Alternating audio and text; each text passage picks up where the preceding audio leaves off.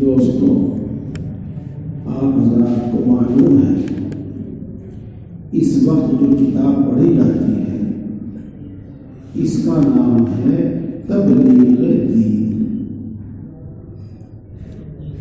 تبلیغ دین کا مطلب ہوتا ہے دین کے احکام دوسروں تک پہنچانا۔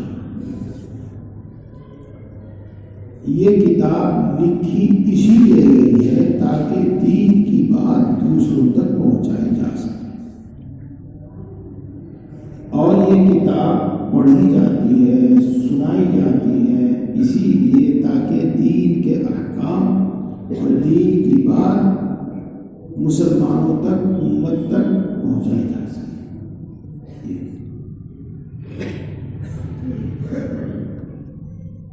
یاد ہوگا آپ کو بتایا تھا کہ یہ کتاب بڑے زبردست عالم حضرت امام غزالی علیہ الرحمہ کی لکھی ہوئی ہے، اور اس میں دین کی اہم 40 باتوں کا ذکر ہے۔ بڑی بنیادی اور اہم 40 باتوں کا اس میں ذکر ہے۔ یہ عربی میں ہے، عربی میں تھی، اس کا اردو میں ترجمہ کیا گیا ہے، اور عربی میں اس کا نام تھا بھی 40 کہ 40 دین کی 40 باتیں۔ ان 40 باتوں میں سے 6 باتیں آپ سن چکے ہیں، آج ان میں سے 7ویں بات ہے، اور 7ویں بات اس کا عنوان ہے حلال مال حاصل کرنا، طلب حلال کا بیان، حلال مال حاصل کرنا، یہ آج اس کا بیان ہے۔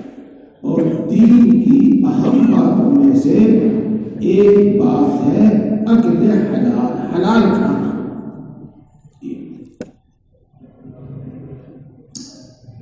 2 مہینے سے مال کے متعلق ہی بیان ہو رہا ہے مغرب کے بعد،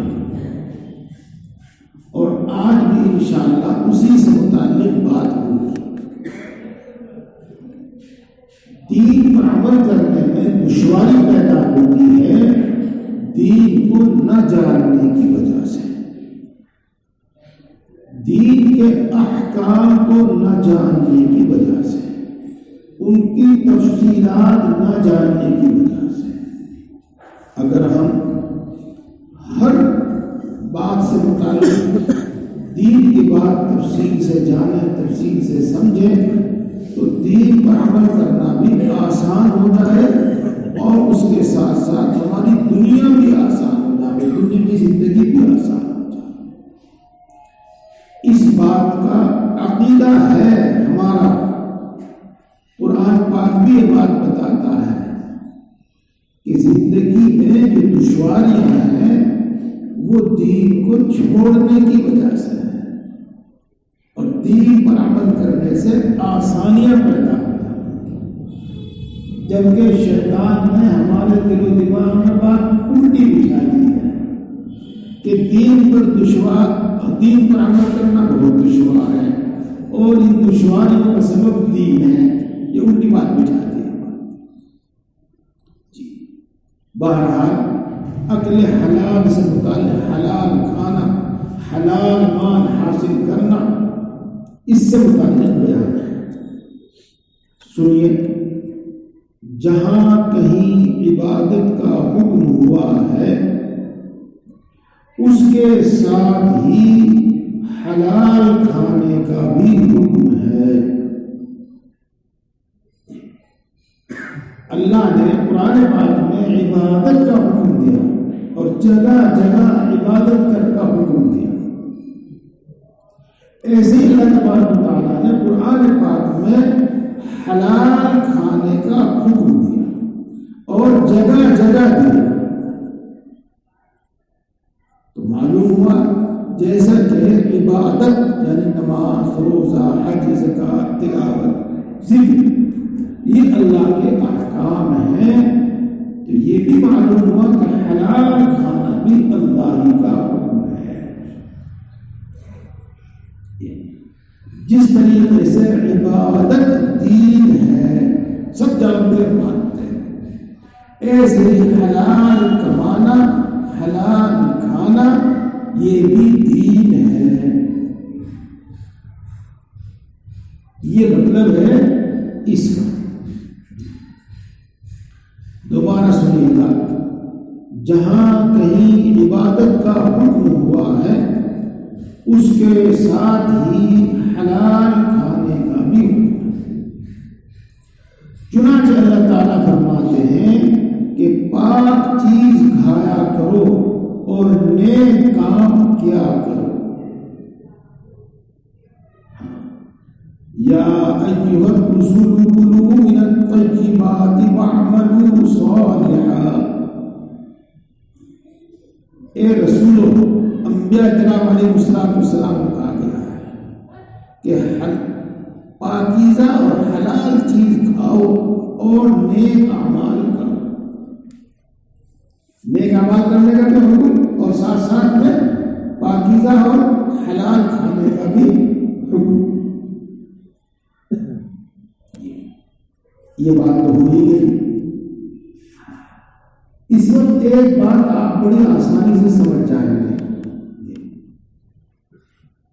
پہلے حلال کھانے کا، پہلے پاکیزہ چیز کھانے کا حکم دیا، پھر نیک اعمال کرنے کا حکم دیا.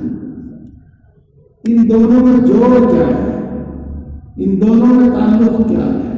ان دونوں میں نسبت کیا ہے؟ میرا سوال سمجھا؟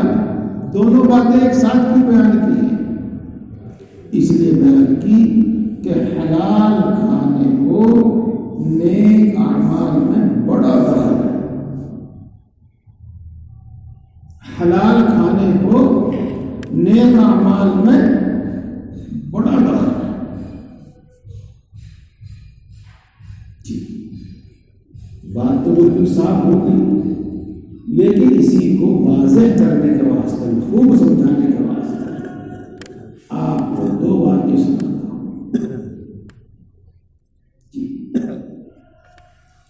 دارالعلوم دیوبند میں ایک بڑے عالم گزرے ہیں، حضرت مولانا محمد یعقوب صاحب نانوتوی، اور حضرت مولانا اشرف علی صاحب تھانوی نور اللہ مقدو کے استاد ہیں. حضرت تھانوی رحمۃ اللہ علیہ حضرت مولانا یعقوب صاحب رحمۃ اللہ علیہ کا واقعہ بیان فرمایا کرتے تھے کہ دیوبند میں ایک بزرگ تھے، ایک بڑے بوڑھے آدمی تھے. بزرگ سے مراد بوڑھے آدمی تھے جن کا کاروبار تھا جنگل سے گھاس کھودنا اور بستی میں آ کے بیچنا. آپ شہری لوگ تو شاید گھاس کھودنے کو کچھ نہ سمجھتے ہو. ہاں، اب تو ہر چیز کی منڈی ہو گئی ہے، ہر چیز کی دکان ہو گئی ہے. پہلے عام آدمی جنگل میں سے گھاس کاٹتے تھے، کسی جگہ لے کے بیٹھ جاتے تھے، بھینس والا، گائے والا، گھوڑے والا، گدھے والا ان سے خرید لیا کرتا تھا. یہ آسان کام تھا بہت. تو وہ جنگل میں سے گھاس کھودتے تھے اور بیچتے تھے دیوبند میں آ کے. وہ بکتا ہی کیا پیسے کا ہوگا، بہرحال وہ اس میں سے ایک ایک پیسہ بچاتے رہتے تھے، جمع کرتے رہتے تھے. اور سال بھر میں ایک مرتبہ علماء دارالعلوم کی دعوت کیا کرتے تھے. سال میں ایک مرتبہ دارالعلوم میں پڑھانے والے علماء کی دعوت کیا کرتے تھے. اور وہ سال بھر میں 2-4 آنے جمع ہوتے تھے. آنے میں نہیں سمجھتے ہوں گے آپ تو، چلو 25-30 پیسے کہہ دو، 40-50 پیسے جمع ہوا کرتے تھے. اور وہ اتنے بھی نہیں ہوتے تھے کہ جتنے وہاں علماء کرام ہیں ان سب کے پیٹ بھر کھانا بن جائے، اتنا بھی نہیں ہوتے تھے. لیکن بہرحال جتنے بھی وہ پیسے ہوتے تھے بس انہیں سے کھانا بنایا جاتا تھا، اور اس زمانے کا سب سے سستا کھانا کون سا؟ گڑ کے چاول، میٹھے چاول جنہیں کہتے ہیں۔ میرے نوجوان بھائیوں کو تو سمجھ میں نہیں آنے کا، ہاں ہمارے بزرگوں نے کھا رکھے ہوں گے گڑ کے میٹھے چاول، انہیں پتا ہوگا۔ تو میٹھے چاول اکثر بنتے تھے گڑ کے، اور ان سب کے حصے میں پیٹ بھر نہیں آتا تھا، بس جتنے جتنے آئے کھا لیے۔ حضرت مولانا یعقوب صاحب رحمۃ اللہ علیہ فرماتے ہیں کہ ہمیں سال بھر اس دعوت کا انتظار رہتا تھا، پورے سال اس دعوت کا انتظار رہتا تھا۔ کیوں؟ کہ یہ حلال کا اور خلوص کی ایسی دعوت کہ اس میں سے 2 4 5 7 10 لوگ جو بھی ہمیں ملتے تھے انہیں کھا کر ایک مدت تک دل کے اندر ایک نورانیت اور عبادت کا ایک شوق رہا کرتا تھا۔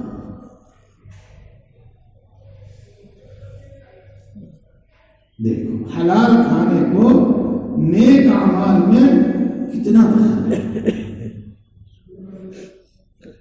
اسی لیے اللہ تبارک و تعالیٰ قرآن پاک میں یہ ارشاد فرماتے ہیں، جی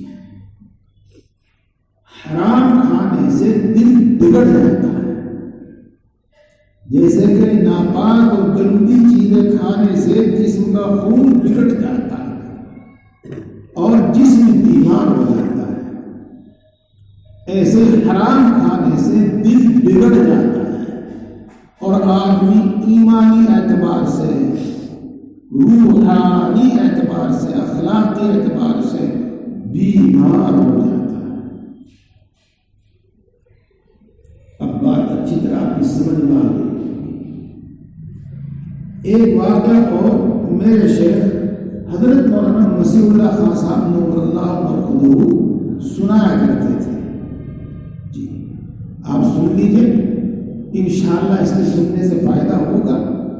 اور میں یہ نہیں کہتا کہ آپ آج ہی تقوی کے اس درجے کو اختیار کریں، نہیں، اگر آپ ارادہ کریں گے اور کوشش شروع کریں گے رفتہ رفتہ، انشاءاللہ تقوی کے اس درجے کو پہنچ جائیں گے۔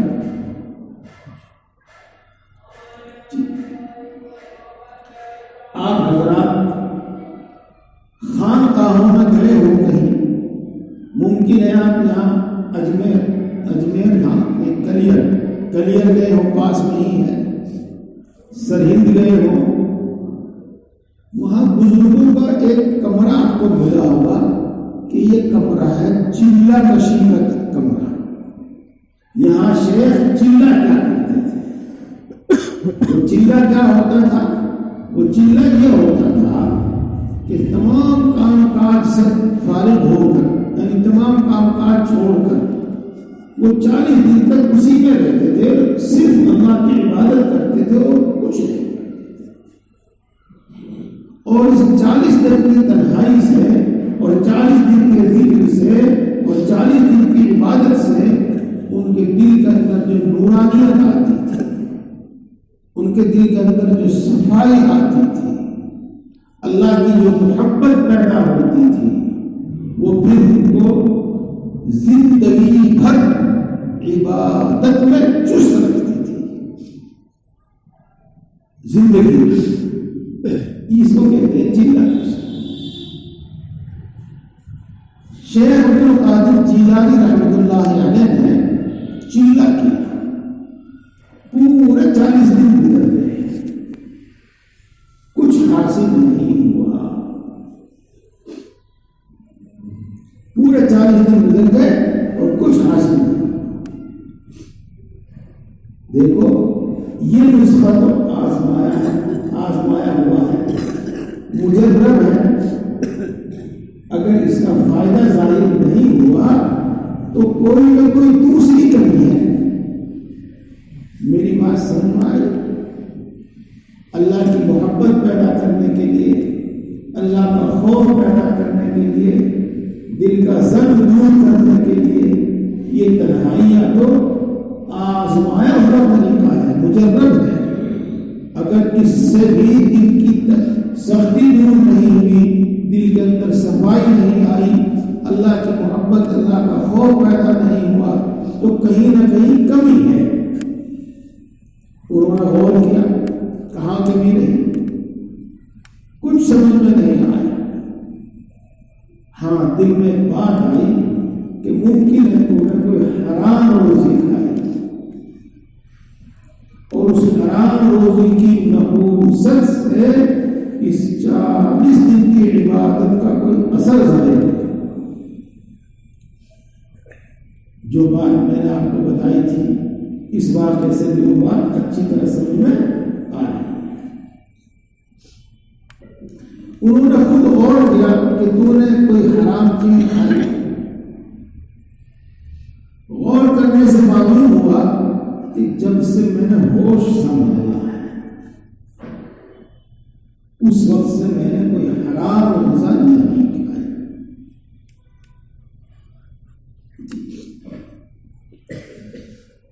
خیال آیا، ذہن میں بات آئی، ممکن ہے بچپن میں میری ماں نے کچھ ایسی کوئی چیز کھلا دی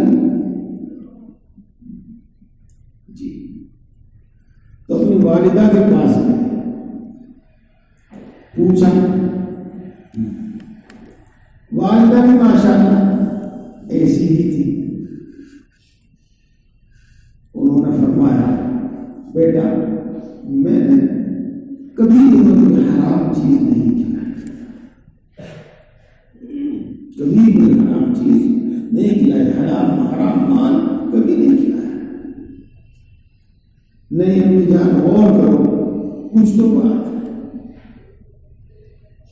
ان کو یاد آیا، ہاں ایک بات یاد آئی، جب تم میرے پیٹ میں تھے تو ایک دن میں اپنی چھت پر چڑھی،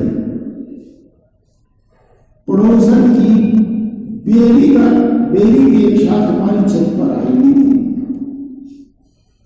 میں نے اس سے ایک بیر توڑ کے کھا لیا۔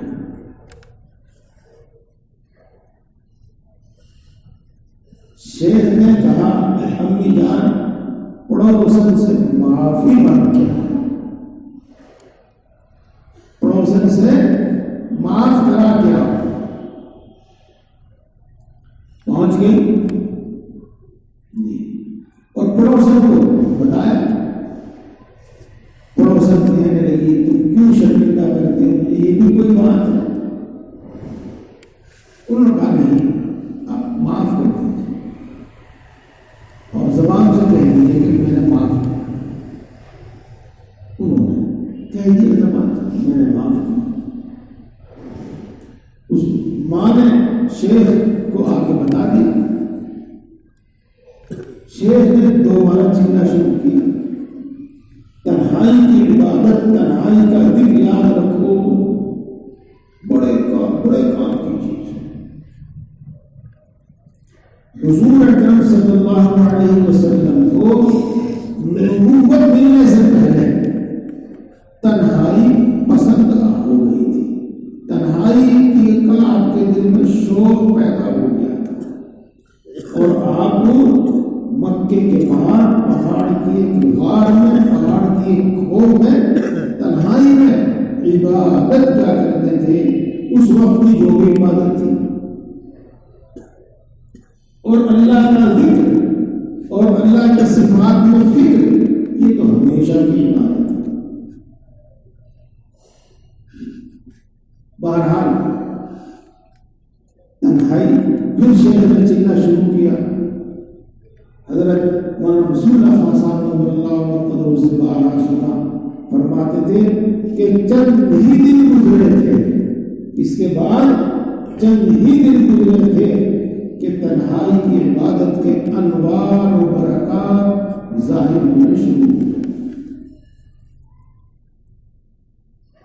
یہ میرے دوست، یہ بات میں نے شیطانی حملہ رکھنے کے واسطے، شیطانی حملے سے بچنے کے واسطے اور نفسانی حملے سے بچنے کے واسطے، وسوسے سے بچنے کے واسطے پہلے ہی کہہ دی تھی۔ اجی مولوی صاحب کیا کر گیا، کیسا ہو سکتا ہے ان باتوں پر عمل؟ جی ہاں، واقعی میں بھی کہتا ہوں بہت دشوار ہے اس پر عمل، کہنا آسان، عمل بہت مشکل، سننے میں بات بڑی مزیدار لیکن عمل میں بہت مشکل۔ کہ میں پہلے عرض کر چکا ہوں دوستو، جب ہم ارادہ کریں گے اور عمل شروع کریں گے تو رفتہ رفتہ انشاءاللہ ہمارے اندر وہ صلاحیت اور وہ قوت پیدا ہوگی کہ ہمارے لیے یہ دشوار نہیں رہے گا، ہمارے لیے یہ دشوار، اتنا تقوی کا یہ درجہ دشوار نہیں رہے گا۔ تو یہ دوستوں، چنانچہ اللہ تعالیٰ فرماتے ہیں کہ پاک چیز کھایا کرو اور نیک اعمال کیا کرو۔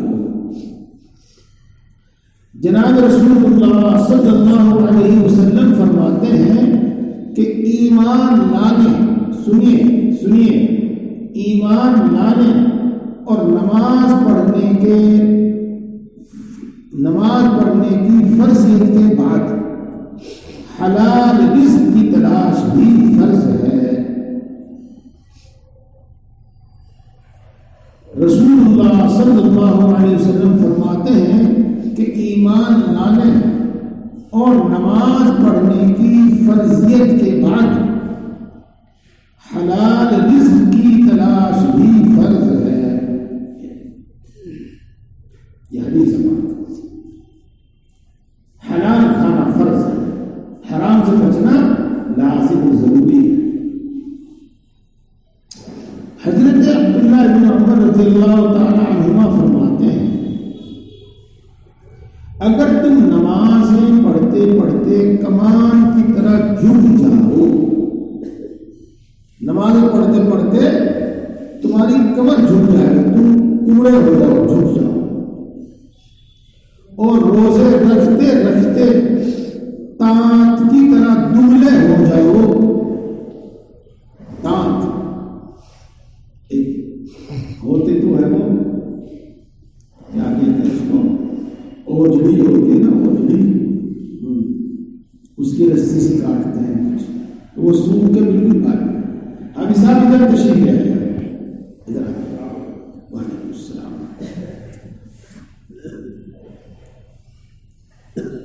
تشریف، اور روزے رکھتے رکھتے تانت کی طرح دبلے ہو جاؤ، یعنی بالکل سوکھ جاؤ، تو تقوی اختیار کیے بغیر اور حرام مال سے بچے بغیر کچھ بھی قبول نہیں ہوگا۔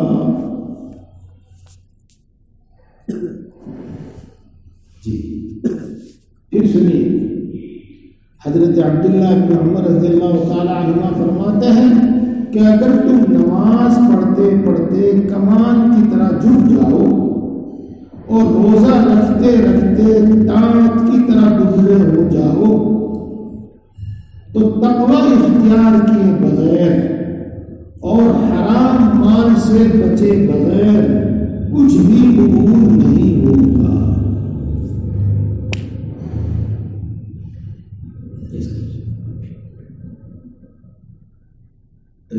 حرام رزق کھا کر عبادت کرنا ایسا ہے جیسے گوبر پر مکان تعمیر کرنا۔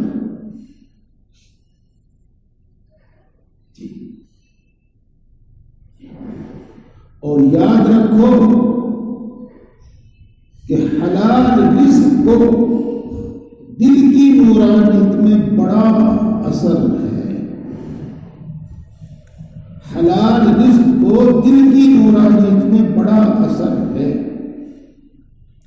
لہذا حرام مال سے بچنا اور تقوی اختیار کرنا نہایت ضروری ہے۔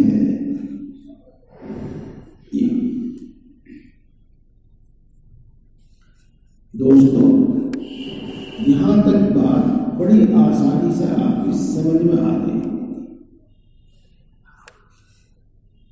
اب اگلی بات ہے، اگر وہ نہ سنی جائے تو یہ سننا کفر کوئی فائدہ نہیں۔ اگلی بات کیا ہے؟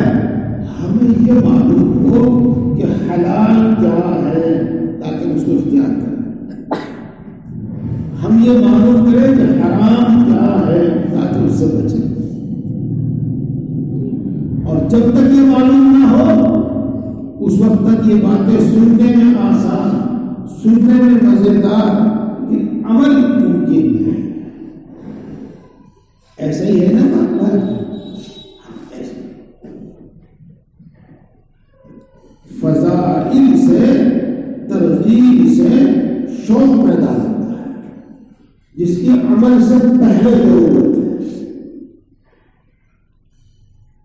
پھر عمل کے وقت ضرورت ہے اس کی کہ یہ کام کس طرح کیا جائے، یہ عمل کس طرح کیا جائے، یہ عبادت کس طرح کیا جائے، پھر اس کی شوق دلانے کے واسطے یہ مضمون کافی ہے۔ اب آگے بتاتے ہیں یہ کہ حلال کیا ہے، حرام کیا ہے، اور مال کے اندر تقویٰ کیا ہے، تقویٰ وہ بتاتے ہیں۔ اب سنو، جن چیزوں یا جس مال کے حرام ہونے پر علماء دین اور مفتیان شریعت کا فتویٰ ہے، اس مال کو استعمال نہ کرو۔ دوبارہ سنو، جن چیزوں یا جس مال کے حرام ہونے پر علماء دین اور شریعت کے مفتیان کرام کا فتویٰ ہے، اس کو استعمال نہ کرو، کیونکہ اس کے استعمال سے آدمی فاسق بن جاتا ہے، اللہ کے یہاں نافرمان لکھا جاتا ہے، اور دین کی پختگی جاتی رہتی ہے۔ یہ عام مؤمنین کا تقویٰ کہلاتا ہے۔ بات آپ کی سمجھ میں آ گئی ہوگی۔ ایک مثال سے میں آپ کو سمجھاتا ہوں، بہت آسانی سے سمجھ میں آتا ہے۔ علماء کرام کا اتفاق ہے، سب علماء کرام یہ فرماتے ہیں کہ دریا میں، دریائی جانوروں میں مچھلی حلال ہے، مچھلی حلال ہے، سب علماء کرام یہ فرماتے ہیں۔ پھر اس کے بعد ایک مسئلہ سامنے آیا کہ ایک جانور ہوتا ہے جس کو کہتے ہیں جھینگا، جھینگا وہ مچھلی ہے یا وہ مچھلی نہیں ہے؟ جن علماء کرام نے یہ بات پائی کہ یہ مچھلی ہے، انہوں نے کہا کہ اس کا کھانا حلال ہے، اور جن لوگوں نے یہ کہا کہ جھینگا مچھلی نہیں ہے، انہوں نے کہا کہ یہ حرام ہے۔ تو دیکھو، مچھلی اس کے کھانے پر، اس کے حلال ہونے پر تمام علماء کا اتفاق ہے، اور مچھلی کے علاوہ دریا کے جو جانور ہیں جیسے کہ مینڈک اور جیسا کہ کچھوا، پاتل اور ان کا کھانا حرام ہے، سب علماء کے راستے۔ اور جھینگا اس کے کھانے میں اختلاف ہو گیا، اس کے حلال ہونے میں اختلاف ہو گیا۔ تو تقوی کا ایک درجہ یہ ہے کہ مچھلی کے علاوہ جو جانور ہیں ان سب سے بچو، اور مچھلی سب کے نزدیک حلال ہے، اس کو کھاؤ، اور احتیاط برتو تو جھینگا مت کھاؤ۔ پھر کچھ علماء اس کو یوں کہتے ہیں کہ حلال نہیں. اسی طرح آگے چلیں. کچھ کاروبار ہوں گے، اس کو مثال دینا سمجھانا بہت لمبی بات ہو جاتی ہے، جس کو تمام علماء کہیں گے کہ یہ حرام ہے، اس سے بچو. اگر تم اس کو اختیار کرو گے تو فرما برداروں میں سے نکل جاؤ گے. اس کو وہ کاروبار کرو گے تو فرما برداروں سے نکل جاؤ گے. جس کاروبار کے حلال ہونے پر علماء کا اتفاق ہے اس کو کرو، اس میں کوئی حرج نہیں، وہ عبادت ہے. اور جس کاروبار کے بارے میں کچھ علماء کہیں کہ حلال اور جائز ہے اور کچھ علماء کہیں کہ ناجائز ہے، اس سے بچو. یہ عام مومنین کا تقوی یہی ہے کہ جس مال کے حرام ہونے پر تمام علماء کا اتفاق ہے اس کو چھوڑ دو. دوسرا درجہ صلحاء کا تقوی ہے. عام مومنین سے آگے بڑھ کر صلحاء نیک لوگوں کا تقوی ہے، یعنی مشتبہ چیز سے بھی پرہیز کرو. مشتبہ جس کا حلال ہونا یا حرام ہونا صاف صاف معلوم نہ ہو. اس کی مثال میں نے ابھی دی تھی جھینگا مچھلی.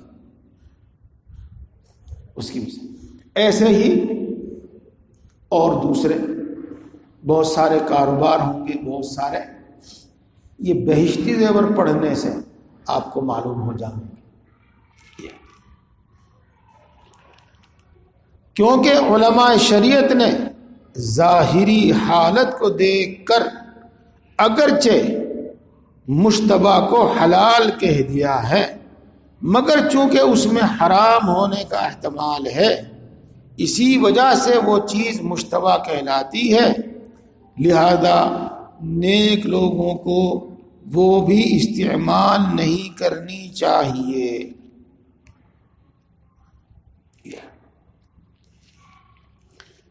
دیکھو جناب رسول اللہ صلی اللہ علیہ وسلم نے فرمایا ہے کہ جس میں شبہ ہو اس کو چھوڑ دو اور اس کو اختیار کرو جس میں کچھ بھی شبہ نہ ہو. رسول اللہ صلی اللہ علیہ وسلم کی یہ تعلیم. اس کو آپ آسانی سے ہی سمجھ لو کہ جس کے بارے میں علماء کا اختلاف ہو گیا تو بس اس میں شبہ پیدا ہو گیا، اب آپ اس سے بچنے ہی کی کوشش کرو.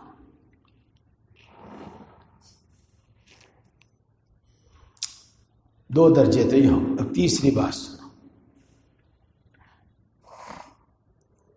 اور میں آپ کو ایک واقعہ سناؤں پہلے، اس سے بات آسانی سے سمجھ میں آ جائے. حضرت علی رضی اللہ تعالی عنہ عید کے دن نئے اور اچھے کپڑے پہن کر عیدگاہ جا رہے تھے. راستے میں اپنے کرتے کی آستین پھاڑ کر پھینک دی اور ایک آستین کا کرتا پہن کر عیدگاہ پہنچے.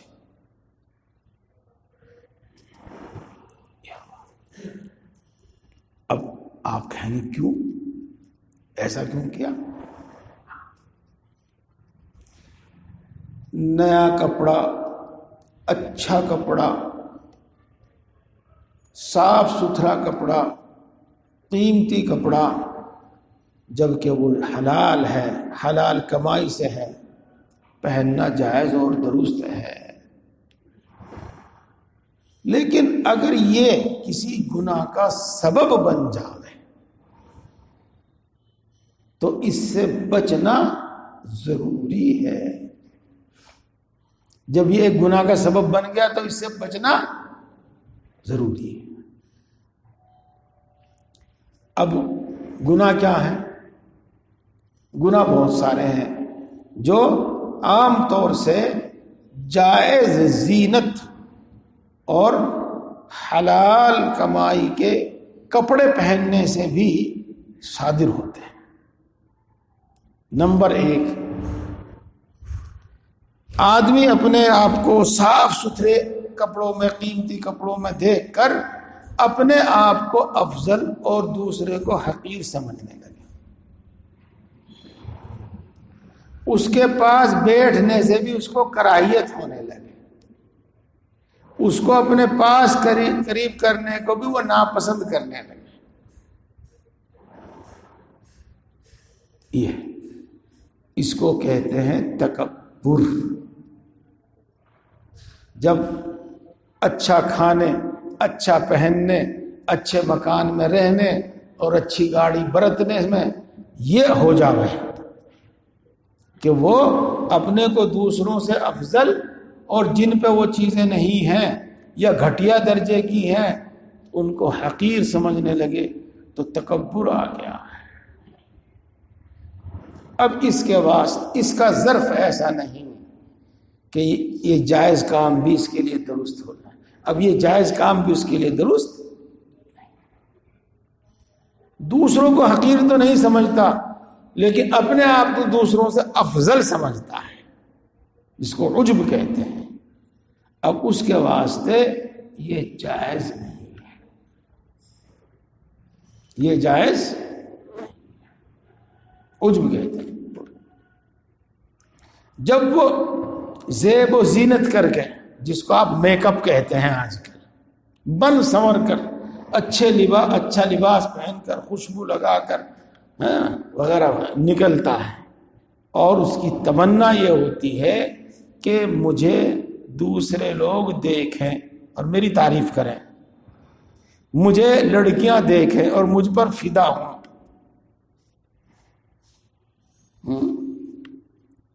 اور مجھ سے دوستی کرنے کی تمنا کریں، مجھ سے دوستی کے میسیج آنے لگیں، تو اب اس کے واسطے یہ زیب و زینت جائز نہیں، چونکہ یہ اب اس کے واسطے گناہ کا سبب بنے گا۔ ان مثالوں سے آپ کو بہت اچھی طرح بات سمجھ میں آ گئی ہوگی۔ ایک آدمی ہے، نوجوان آدمی ہے،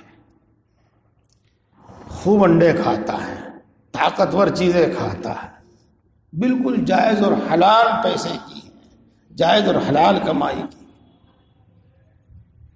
لیکن اب اس کے اندر اتنی گرمی پیدا ہو جاتی ہے کہ وہ لڑکیوں کے پیچھے پھرنے لگتا ہے،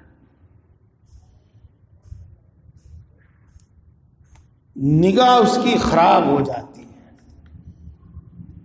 تو یہ حلال اور جائز چیزیں کھانا اب اس کے واسطے درست نہیں ہے، گناہ کا سبب بنے گی۔ بات خوب اچھی طرح سمجھ میں آ گئی ہوگی، اب میں اس کو پڑھتا ہوں۔ تیسرا درجہ تقوی کا یہ ہے کہ جناب رسول اللہ صلی اللہ علیہ وسلم فرماتے ہیں کہ مسلمان جب تک خطرے میں ڈالنے والی چیزوں میں مبتلا ہونے کے اندیشے سے بے خطر چیزوں کو بھی نہ چھوڑ دے گا، اس وقت تک متقی لوگوں کا درجہ حاصل نہیں کر سکے گا۔ اس عبارت کا حاصل وہی ہے جو میں نے آپ کو بتایا۔ رسول اللہ صلی اللہ علیہ وسلم فرماتے ہیں کہ مسلمان جب تک خطرے والی چیزوں میں مبتلا ہونے کے اندیشے سے، خطرے والی چیز گناہ اور کیا ہے، گناہ میں مبتلا ہونے کے اندیشے سے بے خطر چیز کو، جائز اور حلال چیز کو بھی نہیں چھوڑے گا، اس وقت تک متقی لوگوں کا درجہ حاصل نہیں کرے گا۔ بات سمجھ میں آ گئی؟ ماشاء اللہ یہاں علماء بھی تشریف فرما ہے، بڑے سمجھدار لوگ بیٹھے ہوئے ہیں، ان کو یہ بات ایک میں تھوڑے سے الفاظ میں بتا دوں۔ تقوی کے واسطے حرام کو تو چھوڑنا ہی چھوڑنا ہے، لیکن حلال اور جائز چیزوں میں بھی اتنی کمی کرنا کہ یہ حلال اور جائز چیزیں کسی گناہ کا سبب نہ بن جائیں۔ یہ کم الفاظ میں پوری بات میں نے سمجھا دی۔ دوبارہ پھر کہوں، متقی بننے کے واسطے حرام چیزوں کو تو چھوڑنا ہی چھوڑنا ہے، لیکن ان حلال ان جائز چیزوں کو بھی چھوڑ دینا ہے جو گناہ کا سبب بن جائے۔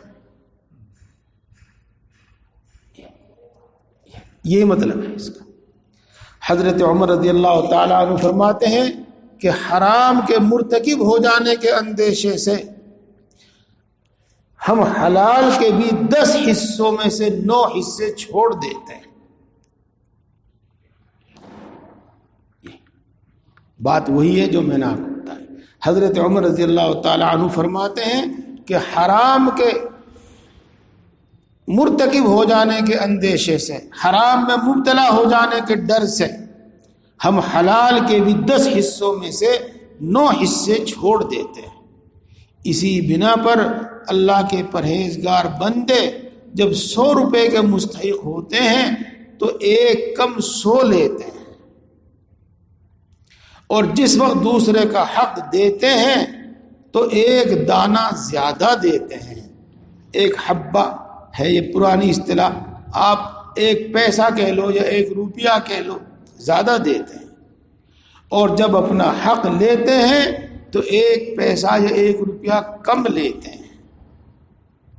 حضرت عمر بن عبدالعزیز رضی اللہ تعالی عنہ کا ذکر ہے کہ بیت المال کا مشک ان کے پاس آتا تو اپنی ناک بند کر لیتے اور فرمایا کرتے تھے کہ اس کی خوشبو سونگھنا بھی تو اس کا استعمال کرنا ہے، لہذا بیت المال کی مشک کی خوشبو کو بھی سونگھنا نہیں چاہتا۔ دیکھو، مشک ایک بڑی عمدہ قسم کی خوشبو ہے اور بہت قیمتی چیز ہے۔ بیت المال میں، سرکاری خزانے میں مشک بھی آتا تھا اور اس کو تولا بھی جاتا تھا ضرورت کے وقت۔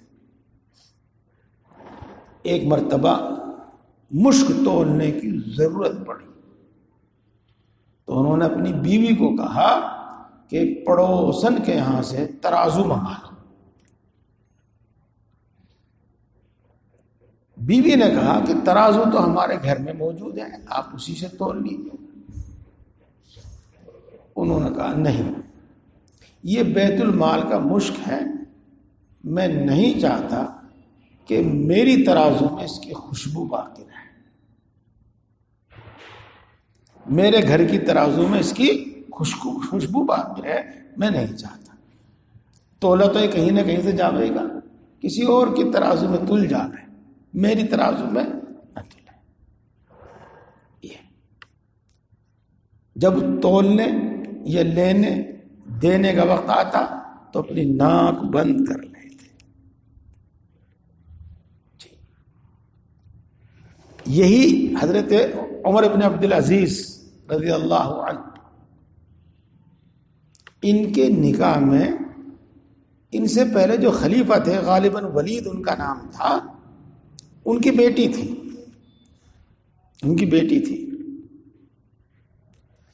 جب اس کے باپ کا، ان کی بیوی کے یعنی ان کے سسر کا انتقال ہو گیا اور یہ امیر المومنین بنے، تو انہوں نے اپنی بیوی سے کہا اگر میرے نکاح میں رہنا چاہتی ہو تو جو زیور تمہارے باپ نے تمہیں دیا ہے وہ تمہیں بیت المال میں جمع کرنا ہوگا،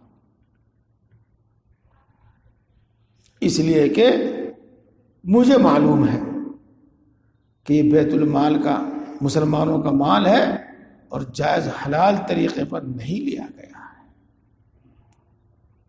اس اللہ کی نیک بندی نے وہ جمع کر دیا بیت المال۔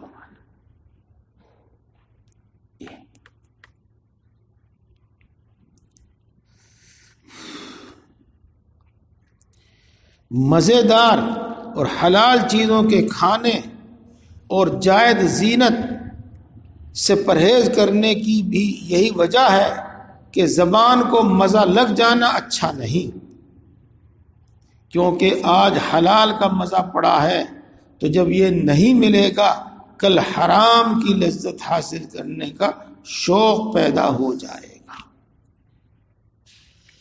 قرآن شریف میں کافروں کے کثرت سے مال اور سامان اور دنیا داروں کے عہدے کی جانب نظر کرنے کی جو ممانعت آئی ہے، نگاہ اٹھا کر دیکھنے کی جو ممانعت آئی ہے، وہ بھی اسی لیے آئی ہے کہ اس چمک دمک سے ایمان کی شیرینی کم ہو جانے کی، اس لیے کہ دنیا کے مال و متاع کی رغبت اور محبت سے دل میں ایمان کی محبت نہیں رہتی۔